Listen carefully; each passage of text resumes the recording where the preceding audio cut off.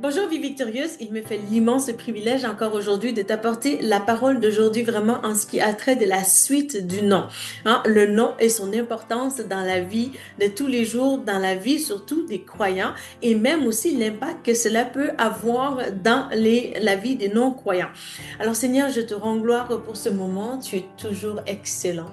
Merci pour la vie en toi qui n'est pas pareil, qu'on ne peut pas trouver ailleurs. Seigneur, tu es extraordinaire. Gloire et louange à ton nom, Jésus, mon roi, le Dieu Tout-Puissant. Amen. Amen, amen. Donc vraiment, nous avons vu que le nom est significatif. Le nom, au-dessus de tout autre nom, c'est le nom de Jésus. C'est le nom qui fait écho. C'est le nom qui peut changer. C'est le nom aussi qui peut aller au-delà de ce qui est temporaire, ce qui est sur terre, ce qui va aussi joindre le monde spirituel, l'invisible, vers le visible justement, ou bien souvent aussi qui va amener le visible, c'est-à-dire des humains, des corps, des âmes justement, vers l'invisible, c'est-à-dire vers le Seigneur, vers la foi qui transporte justement par la puissance de la grâce de Jésus, des humains vers le Créateur pour que des vies soient transformées. Je parle bien entendu dans la bonne dimension de la spiritualité, une spiritualité qui est sans reproche. J'aime beaucoup la philosophie de Jésus. Sa mentalité est vraiment top. Sa mentalité est une mentalité d'excellence. Il y a quelque chose de vraiment toujours extraordinaire dans la foi, dans le fait de demeurer dans la simplicité de comment que Dieu veut que les choses se fassent. C'est-à-dire que vraiment, lorsque tu as quelque chose d'important justement pour toi et que tu aimerais ça entretenir cette chose-là que Dieu t'a béni avec, c'est sûr que vraiment tu vas faire attention, mais c'est sûr aussi que toi qui as peut-être des besoins pour les choses envers cette personne-là ou envers le ministère ou envers le business de cette personne-là, tu ne vas pas arriver comme un brigand ou un vil crétin, si on veut bien, parce qu'on est des chrétiens, on n'est pas appelé à être dans la mentalité de débauche ou du laisser aller ou de n'importe quoi, comme on dit un peu entre guillemets du free for all. T'sais. Jésus, ce n'est pas le at large, fait ce qu'il tente. C'est sûr qu'il y a des dimensions données lorsque tu es vraiment mature dans la foi chrétienne de plus en plus, comme un parent dans une maison bien barrée où les parents ont vu les comportements justement de l'enfant jusqu'à son bas âge, jusqu'à l'adulte justement. Il y a des choses que les parents, les yeux fermés, ils vont juste dire fais n'importe quoi qui te tente parce que je te fais confiance, parce que je t'ai testé à des milliers et des milliers et des milliers de reprises et puis j'ai trouvé que tu étais irréprochable. À ce niveau-là, les parents, le bon gestionnaire va dire vraiment fais ce qui te tente, n'importe quoi et puis ça va. Mais en dehors de ça, vraiment, lorsque tu commences justement dans la foi chrétienne, il y a lieu d'être plus sage, il y a lieu d'être intelligent dans le sens que vraiment, dans la simplicité de la foi chrétienne. Qu'est-ce que le Seigneur veut que je fasse aujourd'hui? Qu'est-ce qui me fera du bien? Est-ce que j'aimerais que lorsque j'ai mon entreprise privée, les gens viennent et fassent n'importe quoi avec ma vie ou avec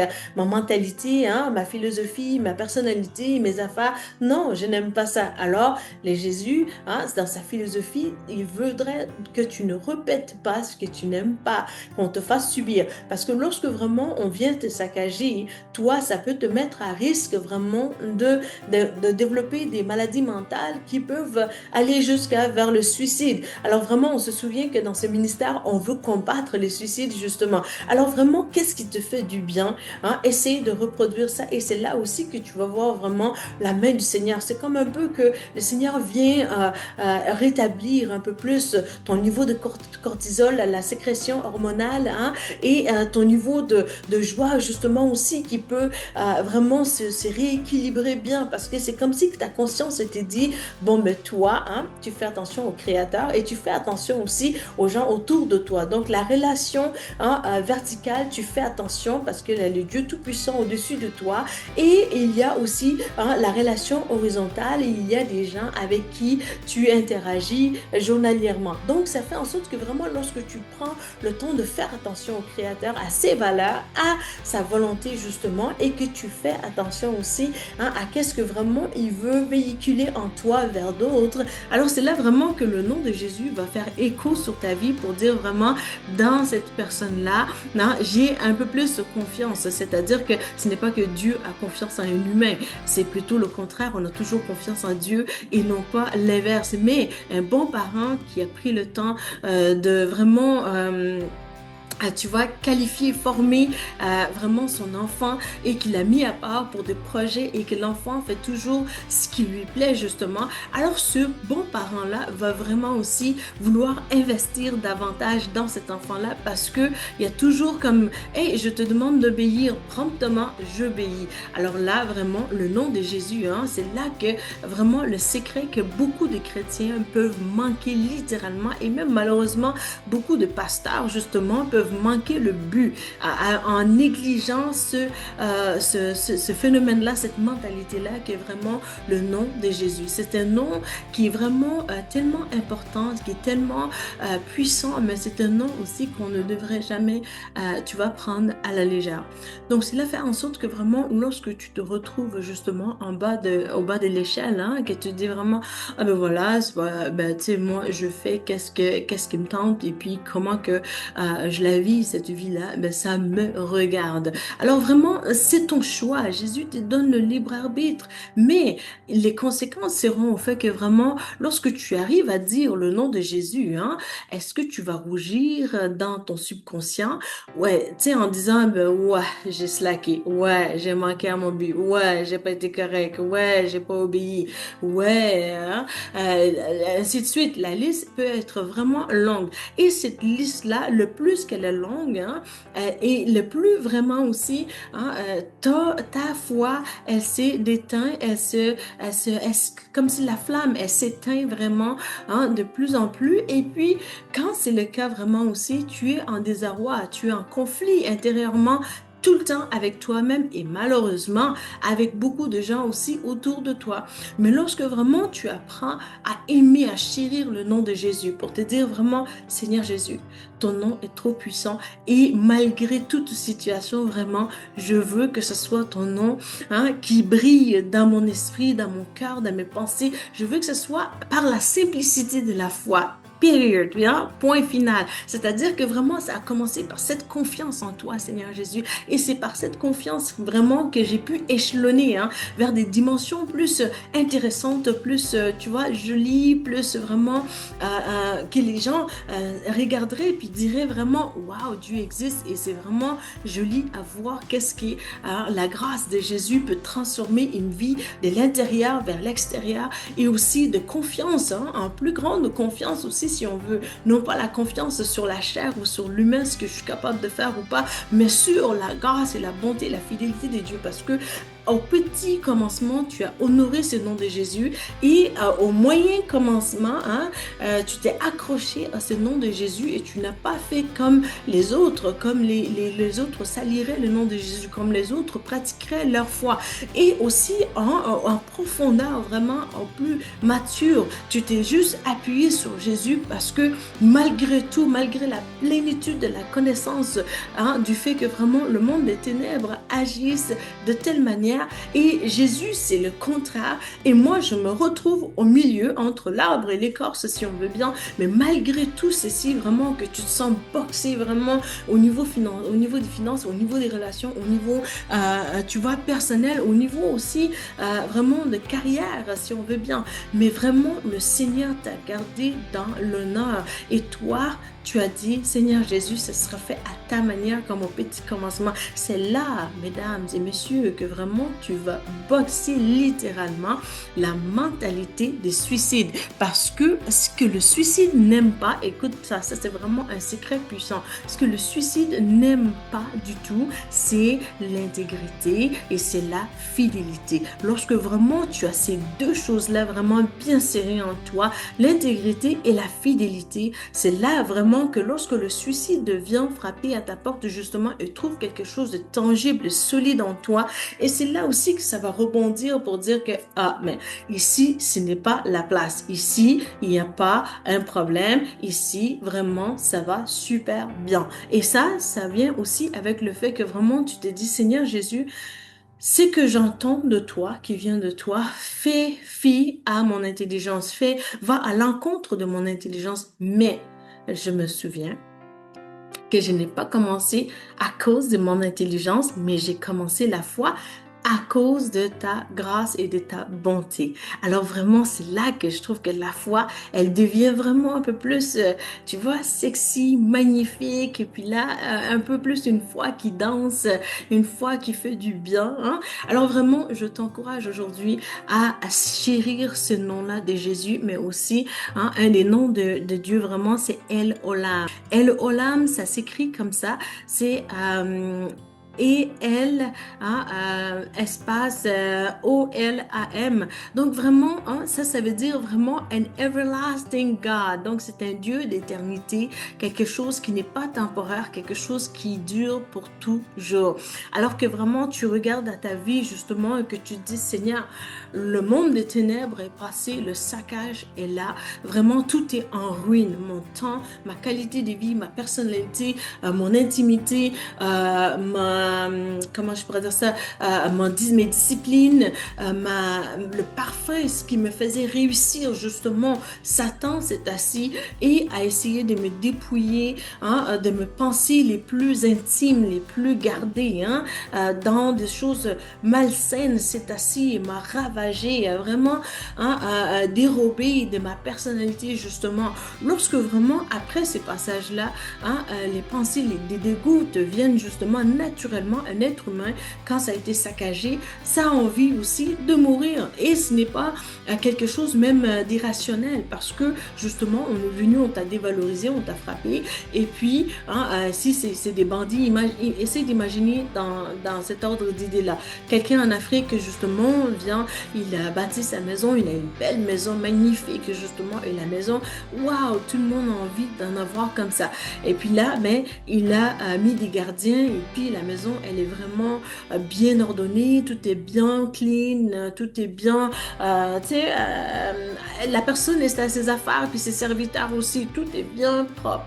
Et puis là, tu as des bandits qui passent des journées, hein, des mois et des années, qui viennent juste saccager, qui viennent faire de graffiti, qui viennent insulter les gens qui habitent dans la maison justement. Et les gens de la maison, c'est sûr que leur valeur, ça se dénigre et ça se fait envahir aussi. Et puis, personne n'a envie vraiment de cela. Pourquoi? Parce qu'il y a des bandits qui envahissent la maison. Donc, figurativement, de manière imagée, essaie de voir vraiment, de t'imaginer comment que l'ennemi, c'est ça sa job. Lorsque Jésus a fini vraiment de te bâtir, de te faire du bien, de te peaufiner, de raffiner le tout, hein, et vraiment, tu te dis, waouh, c'est impeccable, vraiment, la grâce est là, la vie en abondance, telle que Jésus l'a permis, cette vie victorieuse, elle existe, elle est magnifique, elle est délicieuse et elle me fait du bien et je vais m'abreuver de cette vie-là constamment. Et lorsque vraiment, toi, tu as envie de ça et que tu te dis vraiment, ça y est, et là, l'ennemi qui attendait aux horizons, justement, va venir avec ses mentalités de perversion, justement, pour essayer, hein, de te faire croire n'importe quoi, pour essayer de te battre, pour essayer de vraiment apporter des dénigrements. Mais l'avantage dans la foi, c'est vraiment que tu puisses aussi garder ce nom-là qui dit Elolam, hein? Elolam, le Dieu d'éternité, the everlasting God. C'est lui qui m'a promis, c'est lui qui m'a soutenu, c'est lui qui m'a encouragé, c'est lui qui a affermi ma foi, c'est lui qui m'a fait tenir debout, c'est lui qui m'a lavé, c'est lui qui m'a vraiment honoré. C'est Jésus, le serviteur vraiment du Dieu Tout-Puissant, de Elolam, hein? Le Dieu d'éternité, hein? C'est-à-dire du commencement jusqu'à la fin, mais aussi le Dieu qui m'a fait d'antan prospérer. Et c'est Dieu-là qui est avec moi et que d'antan, lorsqu'il m'avait fait prospérer, il n'y avait pas de chemin. C'est même Dieu qui est dans la barque, qui est avec moi et c'est lui qui va aussi pouvoir, hein, te relever encore et encore et encore. Alors vraiment, El Olam, un nom d'éternité, un nom de Dieu, un nom honorable, un nom qui saura aussi te faire traverser dans qu'est-ce qui est temporaire, qu'est-ce qui est douloureux, qu'est-ce qui est méchant, qu'est-ce qui est aussi, hein, à te faire abattre, à te faire vraiment descendre justement dans la boue. Et vraiment ce nom-là, quand tu tu honores ce nom publiquement ou même dans ton cœur justement, que tu n'apportes pas des choses d'opprobre devant le Seigneur, devant sa vue, devant ses oreilles, mais au fait, mais que ses oreilles n'entendent pas de ta part vraiment de ces choses, des choses d'iniquité, mais que vraiment tu fais de ce nom-là un sujet d'honneur. Alors c'est là vraiment que la beauté de la puissance du nom El Olam va se faire manifester dans ta vie pour dire que vraiment la vie victorieuse, elle appartient à Jésus-Christ et il peut te faire vivre dans cette dimension de vie victorieuse. Alors à lui la gloire, vraiment, je crois vraiment que ce message était très puissant, était très aussi édifiant. Alors vraiment, j'aimerais ça que tu partages ce message et que tu t'abonnes vraiment au ministère si ce n'est pas déjà fait et que tu essaies de voir aussi par rapport au livre que j'ai écrit pour que tu puisses te documenter vraiment aussi pour continuer dans ta foi. Le Seigneur a permis qu'il y ait environ 150 livres déjà écrits, déjà publiés. Voilà, donc le ministère, c'est vraiment assez d'envergure, non pas par qui nous sommes, mais le nom de Jésus qui a commencé, non pas par qui nous sommes aussi, mais le nom de Jésus qui a maintenu aussi. Donc le El Olam qui est le centre vraiment de la vie chrétienne, t'es dit aujourd'hui, mon fils, ma fille, ne te lasse pas de faire le bien, vraiment continue, parce que Dieu est souverain et il va t'amener vraiment là où tu dois être, non pas par qui tu es, mais à cause de ce nom de Jésus, El Olam, qui va amener sa volonté jusqu'à l'accomplissement complète vraiment de qu'est-ce qu'il veut pour toi. Alors il m'a fait plaisir encore une fois de te servir et aujourd'hui vraiment je veux mettre l'accent sur un des livres que le Seigneur m'a permis d'écrire, The Purpose of My Life, pour ceux qui se recherchent vraiment, qui se disent vraiment c'est quoi mon appel dans la vie, je ne sais pas pour qu'est-ce qui est mon appel. Vraiment, ce livre va faire écho sur ta vie. Ça s'appelle The Purpose of My Life. Puis,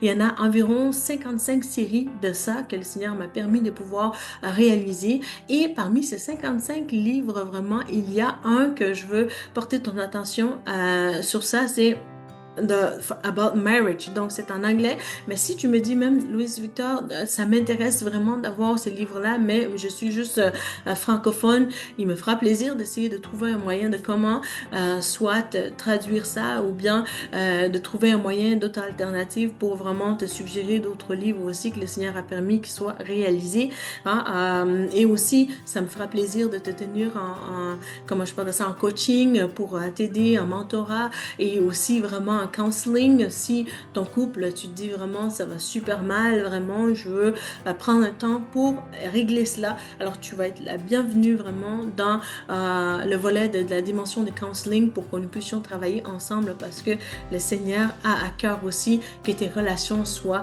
de plus en plus belles. Alors, il m'a fait plaisir de te servir aujourd'hui et vraiment sans tarder, ça prend Jésus.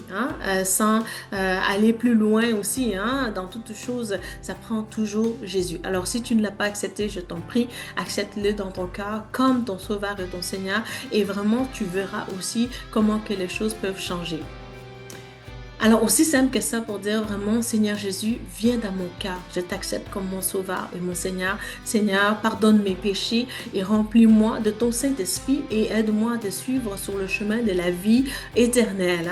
À lui la gloire parce que le Seigneur a tout accompli et vraiment à toi aussi la responsabilité d'adhérer à sa mentalité et ce n'est pas par qui tu es, mais c'est le El Olam qui est le Dieu d'éternité qui va commencer des bonnes œuvres en toi, qui va pouvoir les amener aussi jusqu'à où ce qu'il désire aussi vers cette prospérité qui est dans son cœur, qui est dans n'importe quel cœur de bon père, que de voir ses enfants réussir.